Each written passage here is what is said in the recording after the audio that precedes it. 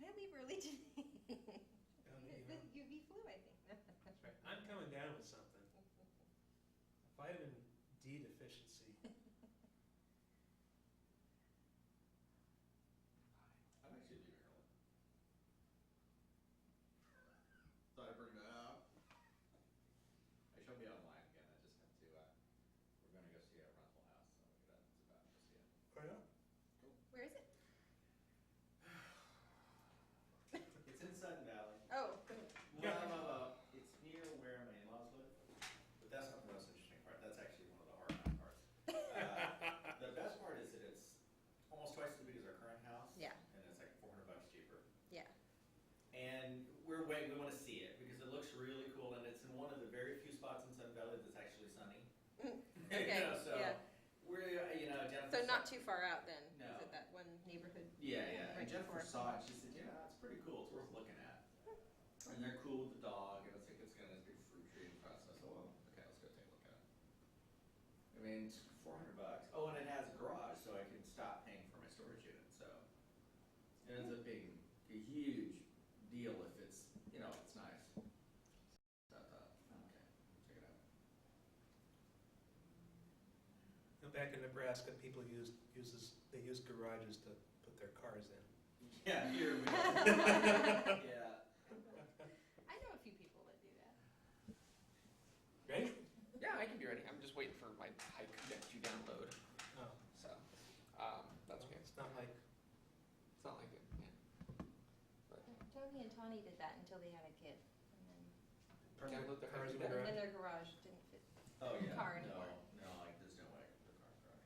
Ah, finally. Okay. I have no place to put the place where I stitch together corpses, so come on. Sorry, it was a joke, but it didn't really go well. Ew. Right, simple.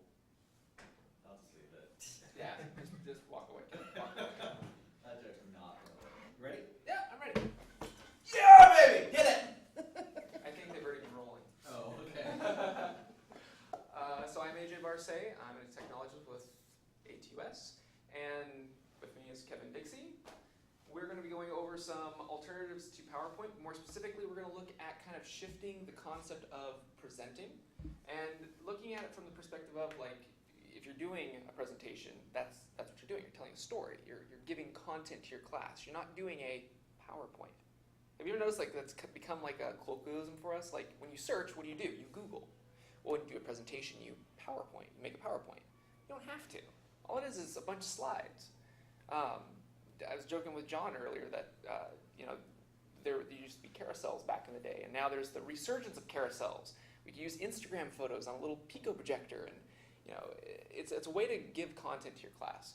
So we're going to look at a couple alternatives and what these alternatives bring to your classroom, and more specifically, how it can help your teaching and even your thinking. A lot of these apps and services, they kind of get you outside of the PowerPoint box. You don't have to have a slide. It can be an infinite canvas, as it were, that you're presenting to your class. So that's what I'm going to start with, and that's Prezi. Prezi's gone through a lot of renovations lately, and they keep adding and subtracting stuff, I've noticed. But the cool thing about Prezi now is that you can co-edit and present in real time. Now, there is a limitation. If you do it on the free account, I think you can have like 15 viewers on a live stream of your presentation. I haven't tried the co-editing feature because I just found out about this morning.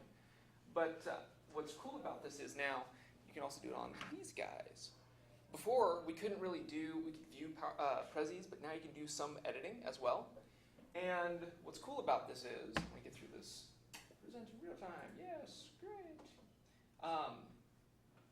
Great, share Prezi, cool beans. It kind of shows the Office 365 approach where it shows like who's online, who's editing. You have some sharing permissions. You can also see, and I've seen this before with the presentation mode, if the presenter moves their cursor or if they make a modification, you actually see like their little avatar, of who's grabbing this and moving it, which is kind of cool. There's kind of no question of like, this element is mine. You can see what your other colleagues are working on. And then as it's showing here, you can broadcast it, and it's just a URL. I don't think they can do audio. I think it's just the actual presentation. Like I said, I haven't tried that in several quarters, but I have seen it done. I saw it done in a CCE class where they were a hybrid class, and so a group presentation, locally, and they had like 5 or 6 students off-site, and so they did it this way. And they were using Collaborate for the audio, so they could see in live time what they were demonstrating. So that was really cool. Okay, so great. So when you get to Prezi, the cool thing about Prezi as opposed to PowerPoint is I like to pitch it as the infinite canvas. Before I started using Prezi for presentations, I actually used it as like my brain whiteboard, where I would start throwing up ideas or grabbing elements of stuff and throwing it just up there. And what's great about it is, so for instance, this is one of my presentations. This would be my PowerPoint, as it were. There's no slides. It's just one huge canvas. And anything on this canvas you can then link to. And it kind of has this cool little animation and stuff. But what's cool is that as you're thinking, you kind of have like your own personal, you ever do like mind webs, where you're doing thought process, or you have a whiteboard and sticky notes? Same thing. It helps you kind of organize what I'm trying to think of. So as I was doing this to demonstrate like how do you get your social media presence and how do you get your stuff on the web, I just started grabbing elements and just threw it on here. Like I need to talk about Tumblr, I need to talk about social media, and as I was throwing it up on this canvas, my presentation kind of took form for me. And then all I had to do is, figure out the actual progression of things. So as it bounces around, you can tell there is no linearity. It can be anywhere on your canvas, which is really great later in life if you're teaching the same, because we all know that instructors, they change their PowerPoints every quarter, right? No, you never do. Once you make a presentation, let's be honest, you never really update it, right? This kind of forces you to be able to, because you can think, oh man, when I was delivering that lecture, this didn't really work. And you can really reorganize and re-grab content. Because it's more of a living presentation. So as I'm bouncing around, you can have text bubbles, you can have arrows, you can have line art. The other cool thing is that, as you can tell, as I'm going between different sections of this, you also have different zoom perspectives. So for instance, no idea is greater or smaller than another thing on your presentation. It always comes into frame. But what's cool is that you can kind of nest things that way. So when you're looking at things, you can actually make your presentation kind of have perspective, not only just guiding them within your presentation, because you can actually zoom in on a specific topic. Or, for instance, here's a topic that I'm talking about, which is being socially aware of what you say online.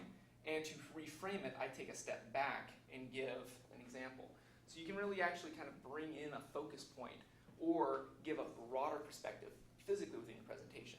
You really can't do that with PowerPoint. It's just, here is a slide, here is content, here you go. So that's kind of one of the shifts with that. What it looks like on the iPad, very similar.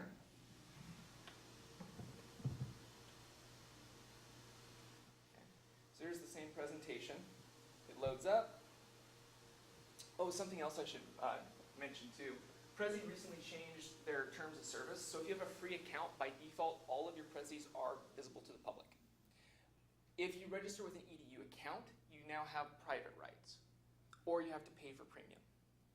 So bear in mind with that also when you use the service. For all of us, we have an EDU account. For our students, same thing, but that is something that really kind of piqued my interest because I had Prezis and all of a sudden, they're public. I didn't really want that. So if you want finite control, that is what you pay for in this service. But same thing, here is my same presentation, and I can use now my pinch to zoom. I have all the same functionalities, but from the iPad. Okay. So, any questions about this service? Kind of started late, so I don't want to encroach on Kevin, even though he does that to me all the time. Just saying. What it looks like to get started, I'll just show this real quick. So you can tell license for educational use. You'll only get that if you register with an EDU account. You have templates just like anything else. I'm just going to pick desktop CV. Why not? Oh, that's another thing. I actually have seen somebody use this as a portfolio, like a online resume. I thought that was really unique. Don't know if they ever got a job, but really interesting. But again, here is a framed perspective of a graphic And over here, much like you've probably seen in PowerPoint, you have slides. They're really focal points. As I click on one of these focal points, they're keyed in, and that's where the actual frame guides you. And all of these points you can actually readjust. Anything in here actually you can readjust, but frames and arrows are your tools. So for instance, this is how you would readjust your, like let's say you wanted to make a brand new frame. So let's say I wanted to focus up here for some reason. You notice that it takes a snapshot of where that frame is. So if I were to click on that, that would be where my focal point would go for my viewer. And you can change any of this, you can change themes. And then you can also save. The other cool thing is that you can save this or share this out and save as a PDF, which is going to dovetail well with what Mr. Dixey is going to show, because it doesn't really matter what application or service you use. It's trying to get this content out to your students. And so Kevin's going to talk a little bit about using PDFs for presentations. You betcha. What would a PDF look like as a Prezi PDF? Is it gonna I can show you. have these slides, or is it gonna have just the full landscape? It should show, it's kind of like the thumbnail viewer, like in PowerPoint. So if I pull it up, I guess it's on here. Oh, bother.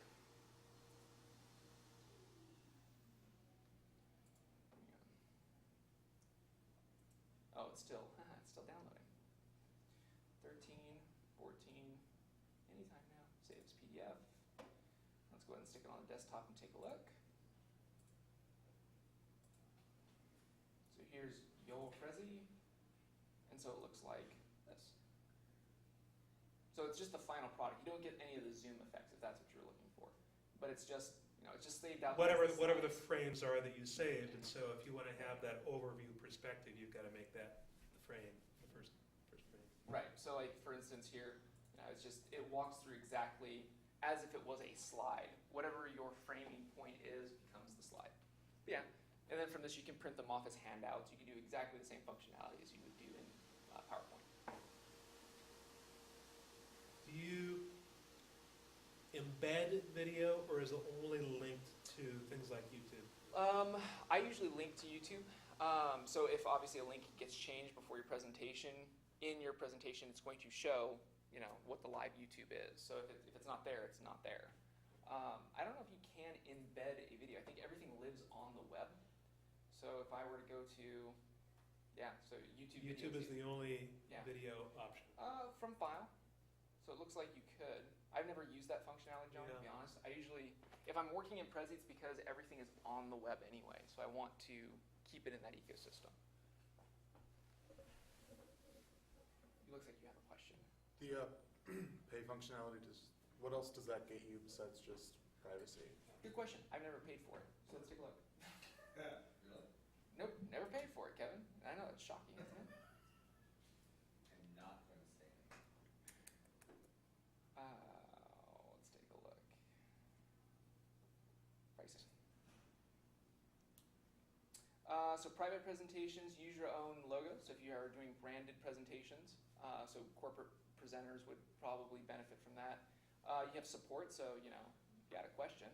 It looks like 500 megabytes of storage space, lots of Prezis. So I'm guessing that's probably content if you uploaded, like we just found out with John's question, if you uploaded content to this Prezi, I guess that's the storage space that gets rolled into it. Like I said, I've had Prezi for years and I've yet to even fill up 100 megs. They're basic public one. To get to the educational one though, I did have to go through a hoop. There's actually, here it is, Prezi for Education. You come through here and you have to get started. And so enjoy for EDU, so they bumped me up to 500 megs. I can do my own branding for the university. And the big thing for me, like I said, is the private presentations. Because if you go back to the public version, public presentations, all your Prezis will be public. And that's a big deal for me. Because some presentations I don't want everybody to see, or I have it just for a specific class. Yeah. That's interesting. So like I said, What if a student gets a EDU account, and then when they graduate, they change their email address? Good question. I don't know. Because this just happened recently. I used to have it as my own Gmail account, and then I found out my stuff was public, so I put in my EDU account, and it flipped me over. I would assume that as long as there's an EDU account attached to it and you never change it, you keep the EDU package, but bear in mind, it is a service, so you've abided by their EULA. So if they ever really find out, they could roll you back, or if they ask for verification, you'd kind of be hard-pressed as a student. You're also agreeing to their educational terms of service, not their normal terms of service as well. What those finite things is, I don't know. I didn't really read it because, I'm just using it for this type of stuff. Not looking to make money. Okay. Any other questions? Cool. Kevin, you want to take it?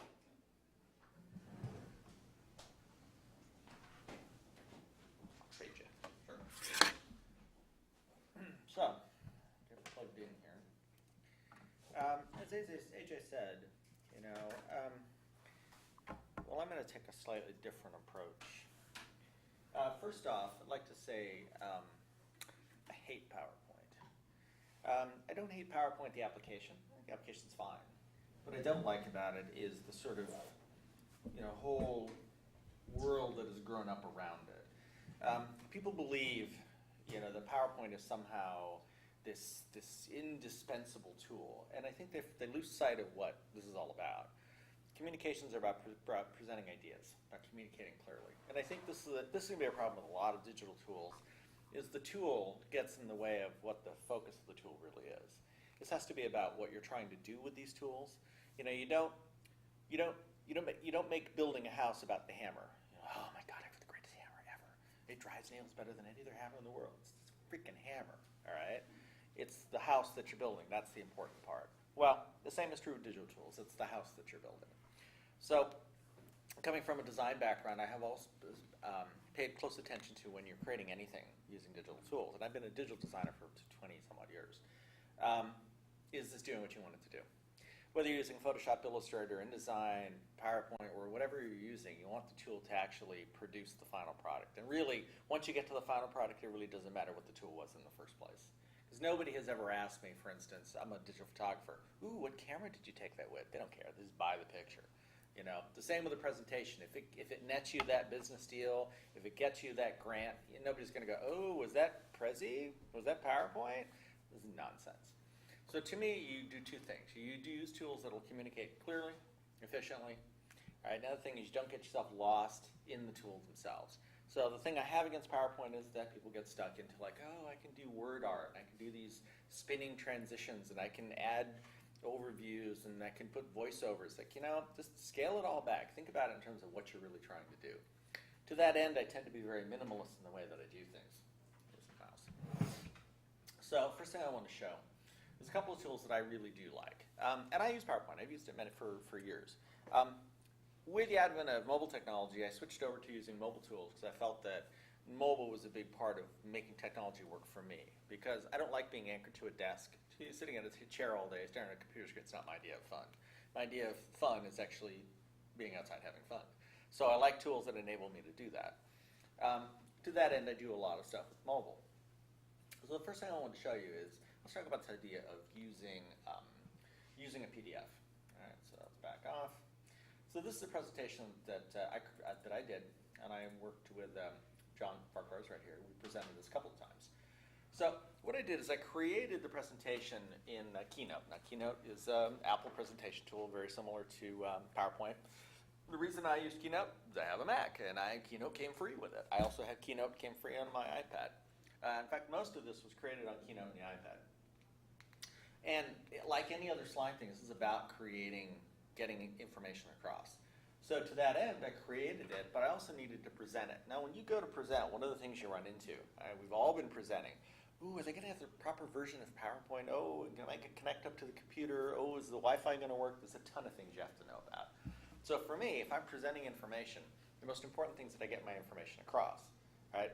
When I worked back in the sort of the outside world and I had to do presentations for clients to get jobs and make money, I needed to make sure that they understood what I was trying to say. So my presentation was very important. I always had to have that available and ready. And go out and say, okay, talk. If I get up and I got no presentation, I'm out of luck. I don't get that job. So I want things that I can rely on. So I usually do a couple things. I usually almost always have a thumb drive with me, or multiple places where I can get to my presentation. I'll have it on the thumb drive, I'll have it on the cloud, I'll have it on my iPad. So if somebody runs up and says, oh my gosh, the Wi-Fi is down, not to worry. Oh, we don't have a USB stick, that's okay. It's like, I got some way to get to my thing. I even take along my own little connector from my iPad. Fine, I'll hook that up. All right, so by hook or by crook, I'm going to get my presentation out. Because I'm going to do that, I tend to use tools where I don't rely on something. So how many have used PowerPoint? Oh, all three of you, awesome. There's a lot of cool stuff in it. Like, oh, I like that transition that spins around. It looks like a flaming globe with a Martian attacking it and ray guns. We like that. That looks cool. The problem is, I'm doing a presentation. I don't want to rely on that and it not work. All right? I just want stuff that's going to get my information across. So I tend to pare all that nonsense out of there, and I stick with the basics, text and images. So it's not like a PDF. PDF's great. Almost every computer in the world, and any sort of reasonably modern computer will have a PDF reader. Okay? I don't have to worry about transitions, animation, any sound, just get out of there. So what I create here can play almost anywhere. I can give it to anybody, I can hand it to somebody in a thumb drive. I'm not going to have somebody come back and say, oh man, I have PowerPoint 1862 and it doesn't work with PowerPoint 1868. I'm using a Mac, I'm using a PC, I'm using an Amiga 2000. It doesn't matter. All right, this will work wherever you got it. So when I bring it up, most people say, well, that's not good because look at all this nonsense up here. I want it to be a presentation. Well, you can do that. Built into every PDF reader, whether it's Acrobat or the built-in reader on the Mac, Preview, you have the ability to come to View, and say, where is it? Full screen mode. And you do, ta-da, presentation. You can use the lovely arrow keys on your keyboard and go through it. All right? It allows me to just go through this. Now, this is a great example. Let me back up. This is something that when I originally created in Keynote, these little arrows animated, this one animated, went boop, and it's really cool. I don't need that. I really and truly. It was great, and if I had an opportunity to use it, I would use it, but I also have a version that doesn't have it, because really, slide, boop is not going to be the difference between this information getting through to somebody. It's the rest of it. It's the idea behind it. So that's the first idea. Simple, easy to reproduce, easy to apply anywhere. Okay. Now, to that end, I also tend to use a couple of tools. So let's back over to laptop.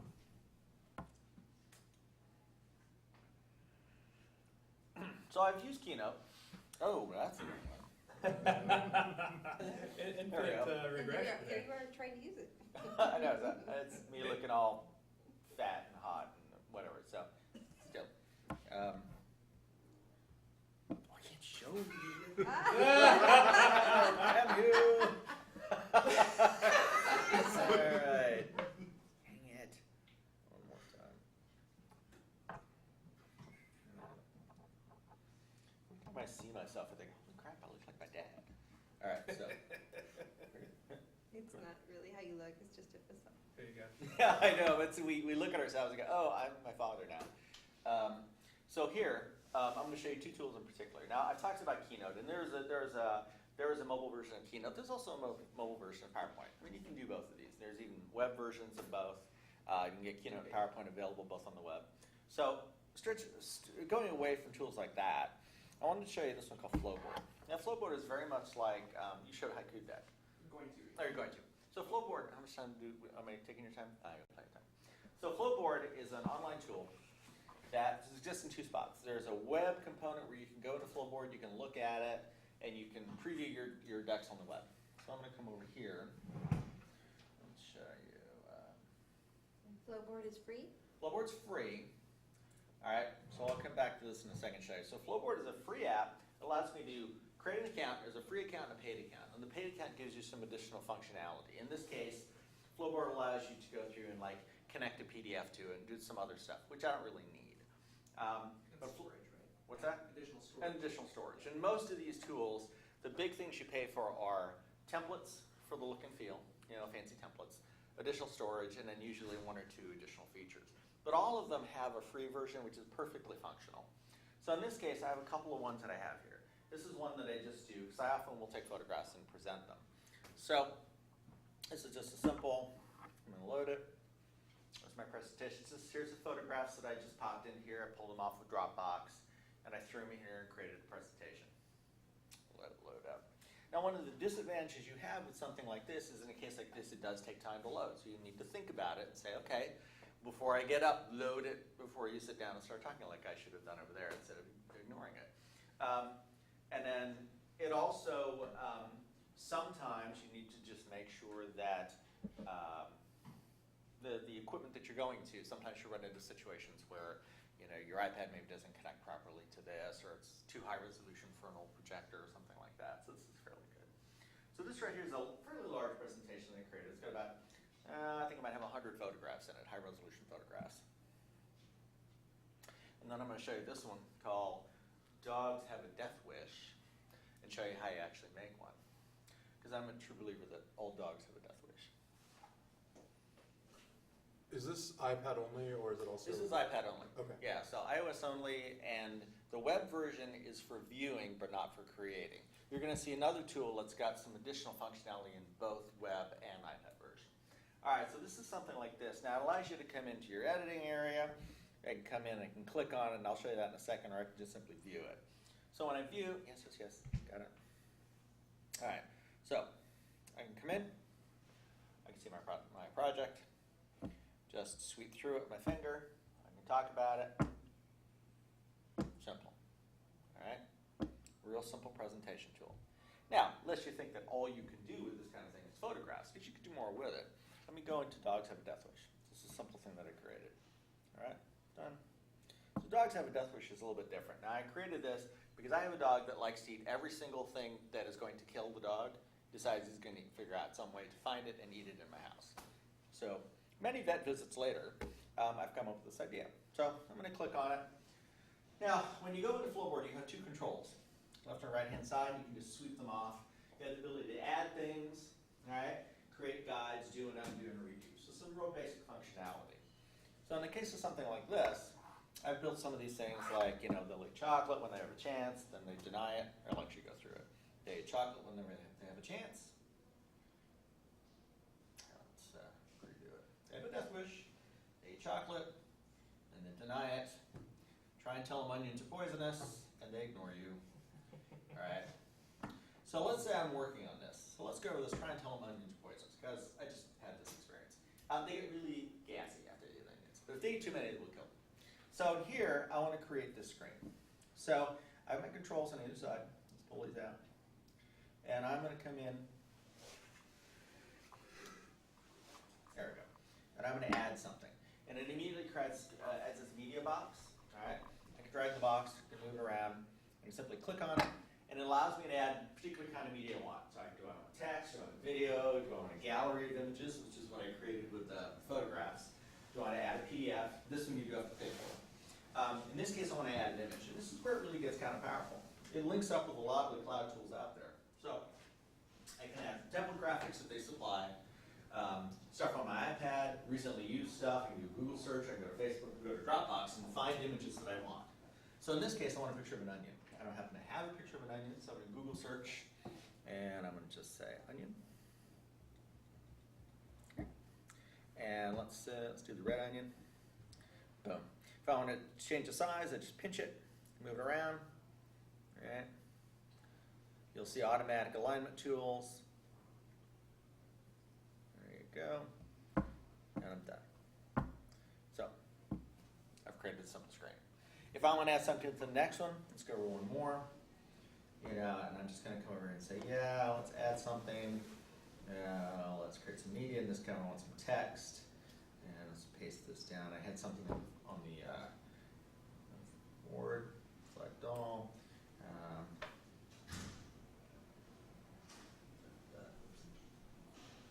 Let's still love them. Maybe. All right. And now this, I can click on this. I can open the box up. I can also select it all. I can choose to center it, create the size, change the size, choose from different fonts that are sitting on here. Let's find something I like. that. Done. Click on that. Let's move it down here. And let's add one more thing. Add some more media. Click. This time I'm going to go to an image. I'm going to get off my Dropbox. Now, I've already looked at a folder on my Dropbox earlier. There. There we go. Let's make this bigger. Now, if I had brought it into a bigger box, it would have filled the box up. So let me do that. Make the box even larger. Put it here. Add media, image, go to Dropbox. Grab that one. Boom. Fills it up. Big as it can. It goes for the width. Move this down. Done. So now I've actually created a finished presentation. Like a death wish. They eat chocolate when they get a chance. Then they deny it. Try to tell them onions are poisonous. They ignore you. But we still love them. Maybe. All right. Now at this point, I can come over and share this, and I have the ability to publish it. All right. And I can, when I share it, I can enter a description, and it gives me a URL. And I can go view this both on the web through that URL, or I can send somebody the URL that's viewable. So it's nice. If you have internet access, it's a terrific way to do it. Okay. So now let's back over to the computer.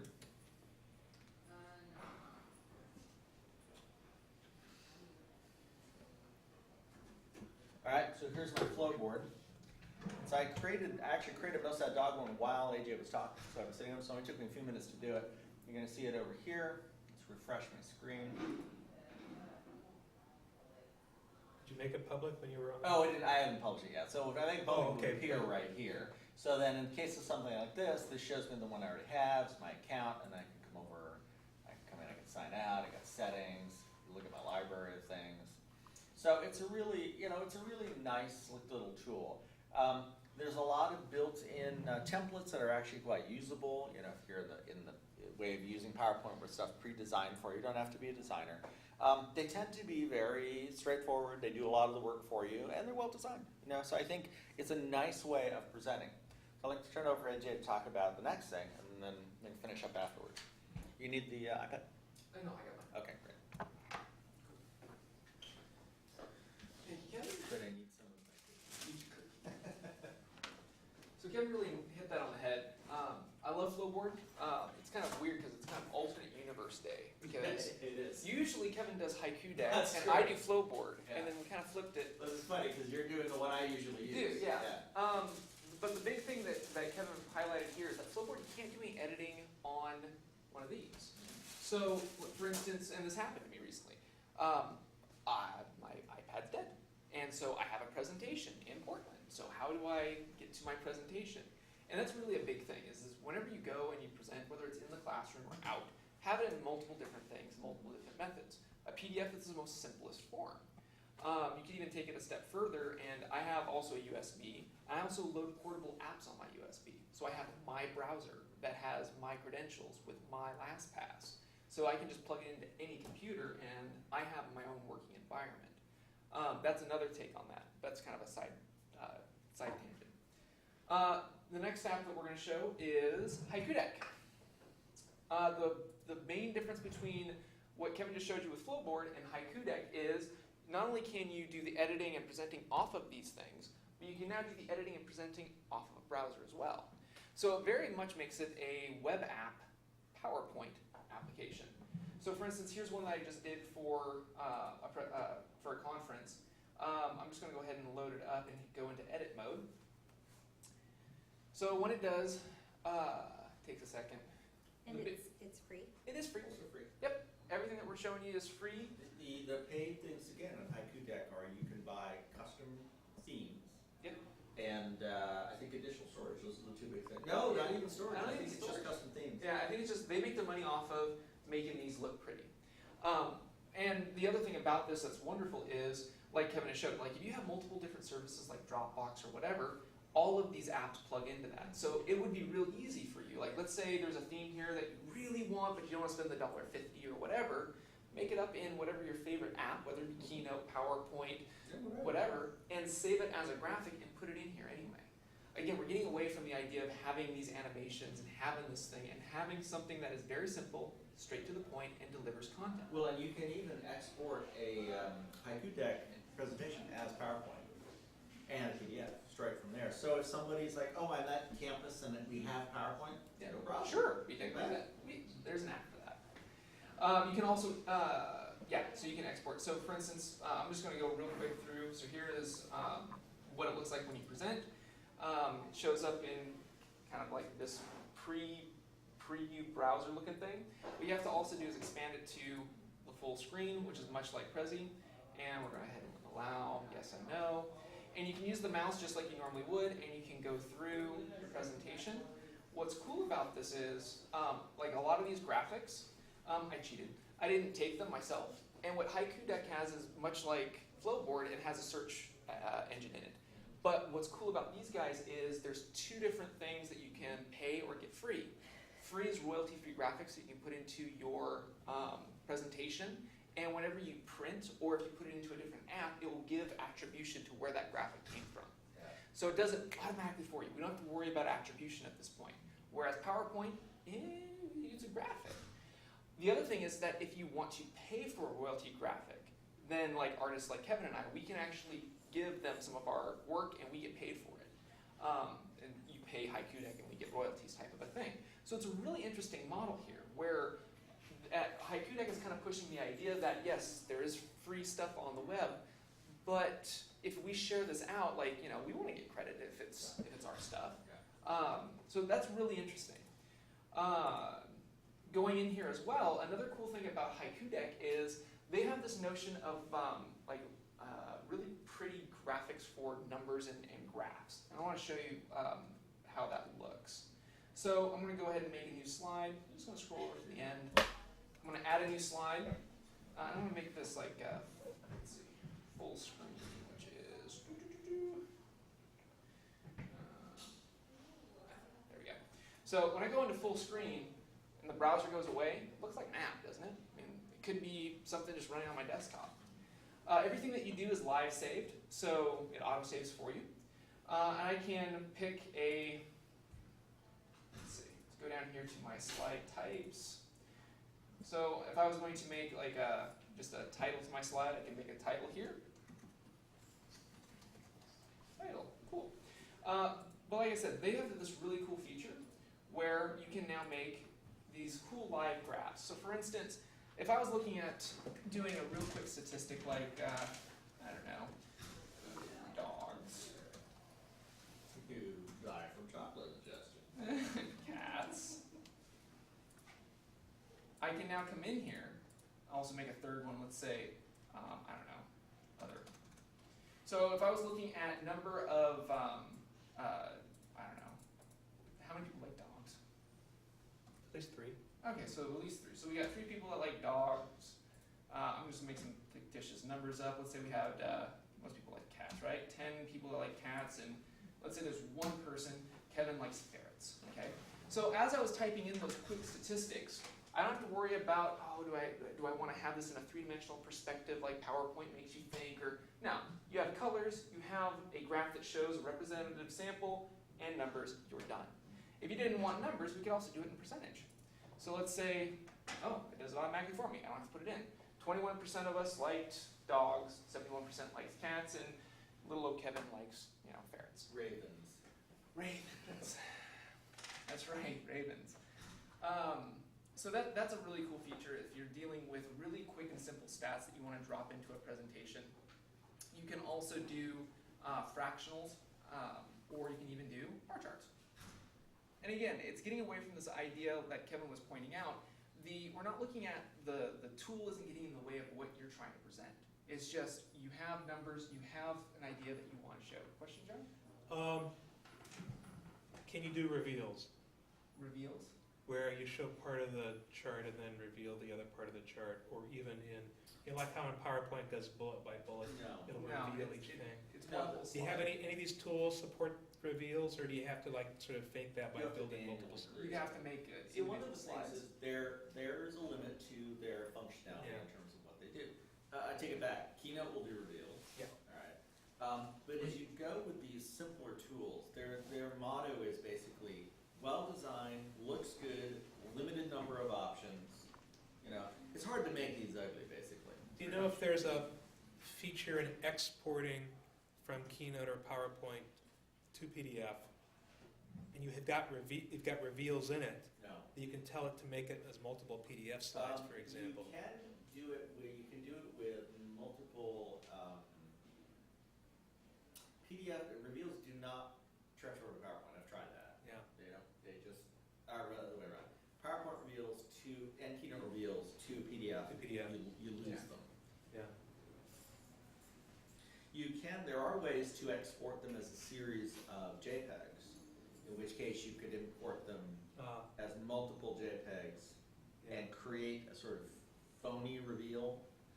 Yeah, well, that would work. All you need to do is, you've got the final Yeah. slide, and then Yeah. you take things out and save it, take things out and save it, and then Yes. you've got to flip the Yeah. order of them. Bingo. So, yeah, so no, there are some functional limitations to it because, again, it is living within the web or on a mobile device. But, again, you're looking at things that for speed and ease of use and easy accessible. That's kind of the name of the game here. One thing I want to point out, because we are talking about exporting, so I made this presentation here. I want to share it out. I can go ahead and share this, and I can make it public, and you can see all these other web services down here. I'll go ahead and do that real quick. So I could easily share this out at a moment's notice by just simple HTML or various other blogging and social media platforms. Yeah. Or You get the same thing with Flowboard allows to embed it in another site. One of the differences between Flowboard and Haiku Deck, and I think they're both terrific. Yep. Flowboard does allow the use of video, which Haiku Deck does not currently. So you can import a YouTube. I or just was video. going to say I'm going to go with Haiku Deck. I Now know. you just want to share the video. Well, Haiku Deck is we great. keep you guessing. No, AJ, you didn't I just love show that. this, did you, how to add an image, or not add No, an image? I was just about to. Because Okay. this is cool. So I'm going to make a new slide. I wanted to get stats out of the way, get the dry important stuff. Let's get to the fun stuff. So let's go ahead and make a graphical slide. So I'm just going to make bullet points for whatever reason. Justina said so. Okay. And let's say I want to put a graphic behind this slide. So what I can do is go here, and this is the graphical slide. It's right next door to the stat and charts. And notice I have this box checked that says text background. That's going to give it that little grayed out vignette thing so that your text actually stands out. And I'm going to say, I don't know, quote. Let's see what comes up with quote. So cool, we get this cool pencil-y looking thing. That looks very Justina-ish. And while that's done, if I wanted to just have, if I didn't want to have that text background, you see that the colors fully get punched out and such. What does that even say back there? It even sounds something Justina would say. Spencer remains after. Spencer remains after. I Okay. just heard that quote yesterday. There you Well, go. See, it knows who you are. Well, and I'm wondering, because I was wondering, it was from Eric Mashur, and he had slides that had pencil tips in it. Oh, So I wonder if he was using Haiku Deck. Sure. Right. What's that, Kev? Might have been. Oh, my. No, he had videos in his. He had embedded video though. I should have asked what he was using. What's interesting is that I don't see any paid. I have that feature turned off. Hide paid content. Yeah, I entitled the slide parrots and then clicked on the picture icon, and it already had Parrots. populated a whole bunch of parrot pictures, So- and one of them had a $ sign on it. Sure. Yeah. So if you I don't know, typewriter. So whenever you're starting to do stuff on the slide and you start coming in here, and this is a fairly new feature for Haiku Deck. And correct me if I'm wrong, but what it does is it actually actively looks for tags within the slide based Yeah. off of what you're typing. So it does the work for you. Like Wow. again, it's just going to help. Wow. Yeah. Again, it's ease of use and trying to get your content done so you can get to the teaching part, because that's what we're here And for. those are beautiful photographs. Oh yeah. Yeah. No, they really are. It does a tremendous. It does. Haiku Deck is a terrific tool. Yeah. As AJ will attest, that's been my favorite for over a year almost. Yeah, and I went from Flowboard, and I just recently Kevin converted me to this, and I did my presentation for Northwest Met all off of Haiku Deck, largely because I was able to edit it there at the hotel on their computer. I could load it up on my iPad, and the next feature that I'm going to show you here real quick is the presentation mode from iOS. So let me go ahead and get out of this real quick. So on here, the apps are free. You can download it to your iPad, which I have already here. They are working to add the ability to embed videos directly. 3. Yeah. Yeah, and they're, Yeah, they just currently don't have it. Yeah, it's funny is both of these companies are in Seattle. I've contacted both of them, and they're very aware of PowerPoint. That was their target. They're like, oh yeah, we want to provide a better way of doing things. so as I'm getting this set up, what I'm doing here is on my iPad, I have the app that I've downloaded. And what's cool about this is, much like Kevin said, you have to kind of prepare for the worst. And whenever you sign into HaikuDeck on a mobile app, it will actively find anything that you made on the web and download a local copy. So you don't have to be dependent on, wireless in a hotel. So I've got this turned on here, and also on my phone, there is a HaikuDeck app for your iPhone. What's cool is that, and also just like in PowerPoint, I should highlight this, because Flowboard I don't think has this feature. You can also have notes, just like you would be familiar with in PowerPoint. So you can make notes to yourself, remember to say this on this slide, and so on. Those notes get stuck with your presentation. And so on my iOS device, right now it's hunting for my iPad. So on iOS 7 and iPhone 4S's and higher, there's something called Bluetooth LE. And so what it's doing is I have Bluetooth turned on here and on my phone, and it will find as long as you're signed into the same account on both devices, it'll find the device and find your presentations. And now, because probably the guys in the booth have probably found out, Kevin and I like to pace when we talk. Drives camera guys nuts. But this also can work for people that have projections in the back of the room and you're the presenter in the front of the room. You can have this on the podium, and if I open up my presentation, I can have my notes in front of me and my presentation. I can quickly look down. Behind me, it's going to change as I swipe across my screen. So I can see I can look at you lovely people, have a big projection behind me in a large lecture room, and never miss a beat. So moving forward towards teaching essential identity. Yep, yes, it works. So that's a really cool feature that Flowboard, and not a lot of other apps I've seen allows for this, is the fact that you can have multiple devices, have the same version of your presentation, and you can do what you do best, however you do it, whether you're the sage on the stage, or if you're like Kevin and I, more dynamic sage on the stage. You can move around, you have your stuff in front of you, and you don't have to worry about the technology. The tools are behind you, and you can deliver your content in front of you. That's HaikuDeck. This is HaikuDeck. Flowboard, does it have interact as a remote control? No. Okay. No. So there is a workaround for video that you can get like a screen capture of the first image of your video. Yeah, Put it on a slide and then link that to your video. One of the It just doesn't play differences, embedded. really, these are very similar tools. To me, one of the differences is that HaikuDeck really forces you into a design sense that they dictate pretty strongly. Pretty much. You can't A full screen Fully photographs full screen behind. photographs with big text, and the text you've got maybe a half dozen places where the text can go. Yeah. Flowboard gives you a little bit more flexibility, and it allows you to put stuff where you want, and that's the main difference. Flowboard allows you to drag stuff around, place it anywhere you want. HaikuDeck really dictates where everything is going to go. They're both good. They're both good options.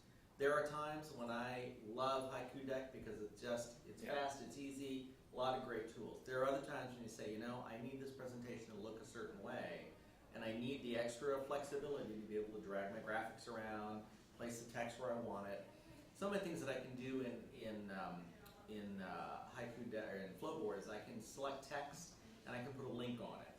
I can put a link on a graphic, little things like that are just little tiny bits of flexibility, and I can place them anywhere I want. Like I can put a little link at the bottom of the page, link into something, and that's the main difference. Feature-wise, tit for tat. They go back and forth. One will develop something, the other will develop something. I think they're even like across town from each other. It's hilarious. Probably. But they're both excellent tools. If I had to pick, I would probably use HaikuDeck most of the time because I find And that's what I have found. their design ethos is terrific, and generally speaking, I think stuff looks great. And I really quite like the sort of big picture text. Yeah. Right. But every once in a while, I need more flexibility. When I do, they're both free. Yeah. I just holler at a Flowboard and I use that. When there are times when that's a little bit more useful to me. Right. So just real quick, I wanted to show, here's the interface on iOS if you wanted to create, because I showed everything created in the browser. This is the actual app view. So very similar interface. Down below is where your slides go. You can make new slides. There's one significant difference on iOS when you do the graphs. They're interactive. You can drag them around. Oh, I haven't done that. Yeah, you can drag the percentages around. You don't have to enter it in each. Oh, it looks like that. I know it's silly, but it's like I have more people like, oh, I like doing that. Like, okay, fine. So what's interesting about this, and this is what I was trying to hunt for when I was doing my demo, is you see the little price tag by the graphic? This is the paid content. So if I wanted to have that photo, text background, Gotta sure, have that photo. it's $1.99 for a $1.99. premium image. And it gives you the licensing via Getty. Yeah. What's interesting is it didn't show up in the web browser, so maybe something's down or maybe I missed something on that. But so that's kind of how it is. But also, you know, you can still get the same free images, and it goes in the exact same way. And I can use my finger, come in here. When you're done, there is something I do want to show on Flowboard that is, I think, a little bit of a difference. Sure, I'll trade you. Go for it. So,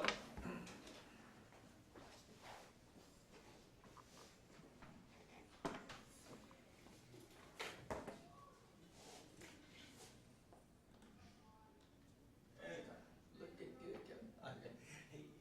all right. So when I'm working in Flowboard, one of the things that this is one of the reasons that I do on occasion choose this. So I'm going to come in here. This is Dogs of Death Wish. Maybe I want this to be something specific. So I created it. I can come in. I can do a web link to another location with that graphic. All right, let's come in. Web link. Submit it. I can also come in. I can set the link to go to a web link or to another screen. So I do have the ability to create sort of branching presentations.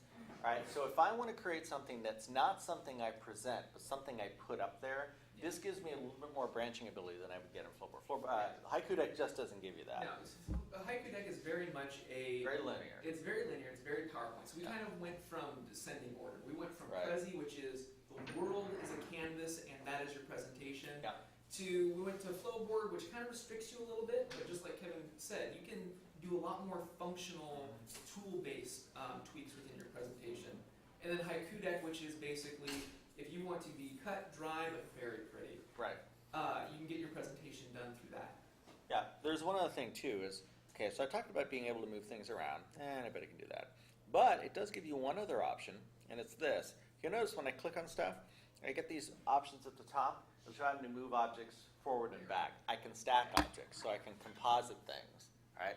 Which is not something you can do Can't do it. within Haiku Deck.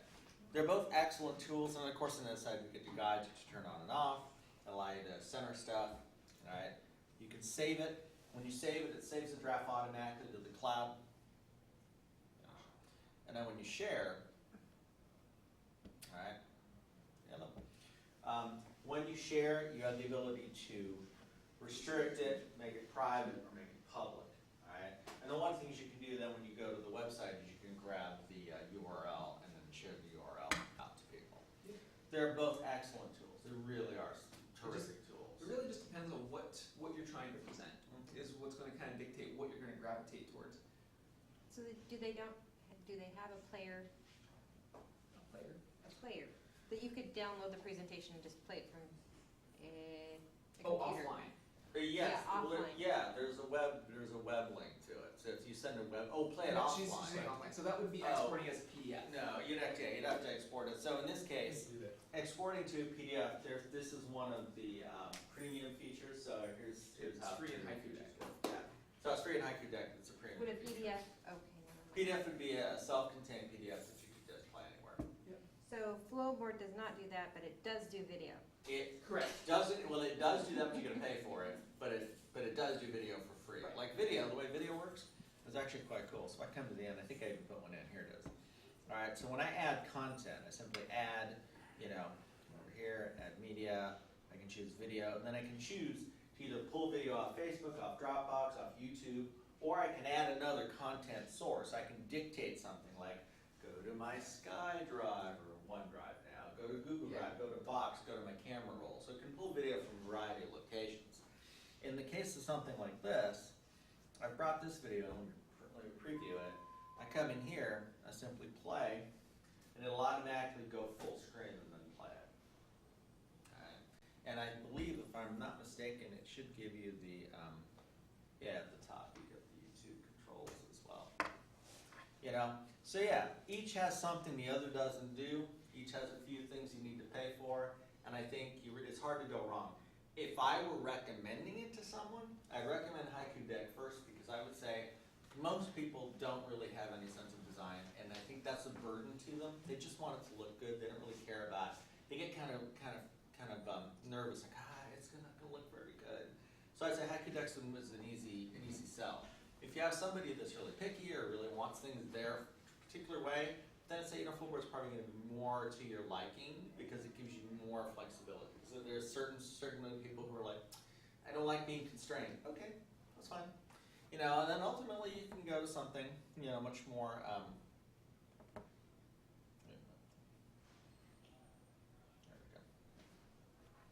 There we go. And then of course it's something, if you've got, tools, you always have something like, Keynote. I'm not going to show Keynote, but basically full-fledged presentation package.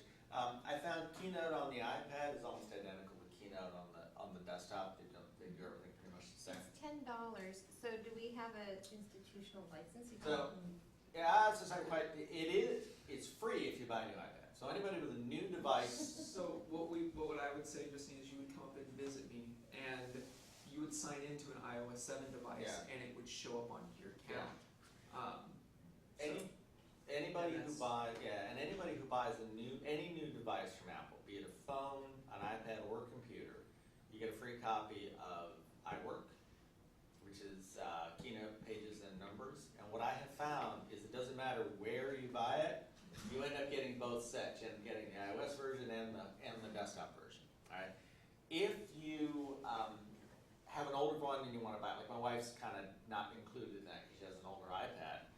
For her, she's going to buy it, but it's $10 one time, $9.99 one time, and then you own it. Whereas one of the issues I have with PowerPoint is it's like $14 a month through O365. Yeah, and then but you get to keep paying for it. Now what I found is on the iOS one, they just keep updating and updating and updating, and they don't charge me a second time.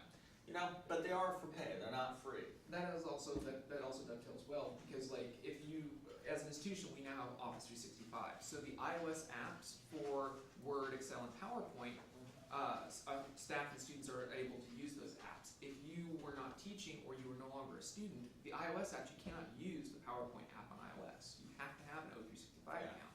Now this is looking at my iCloud account. This is the badge presentation I showed you earlier. That was a that's fine. I don't need that anymore. That was no, I don't want to show code. Dang, stop it. There we go. It's the first time logging into it. So I'm downloading this badge presentation, which is the one that I created in PowerPoint. Now I created the PowerPoint here on the iOS device. I'd actually done it first in Keynote on the desktop. Opened it up here when I was in Tacoma and made some changes to it. After I did that, I realized I wanted to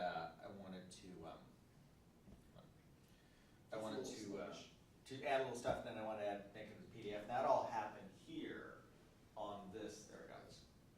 So then I want to modify.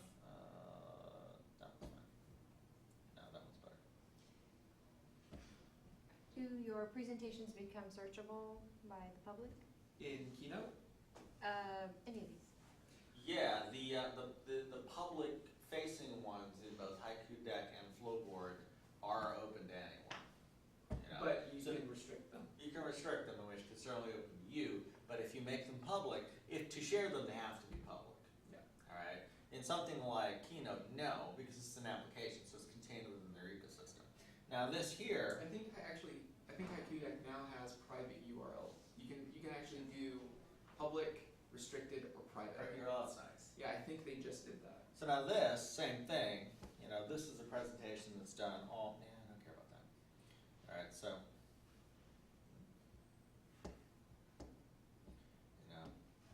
So this same kind of thing. Now here, notice that I actually have all the animations coming in. So it's that kind of thing. So something like Keynote just offers you a more full feature tool, and if you need that, that's great, and use that. I personally, I would say for 75–80% of the kind of presentation I do, I don't need this kind of thing. Every once in a while I do, and it's a great tool to have. For $10, it's totally worth it. So that's all I Any questions? Cool. Don't all just raise your hands at once. Yeah. Thank you. Thank you. So I did want to, while the camera was off,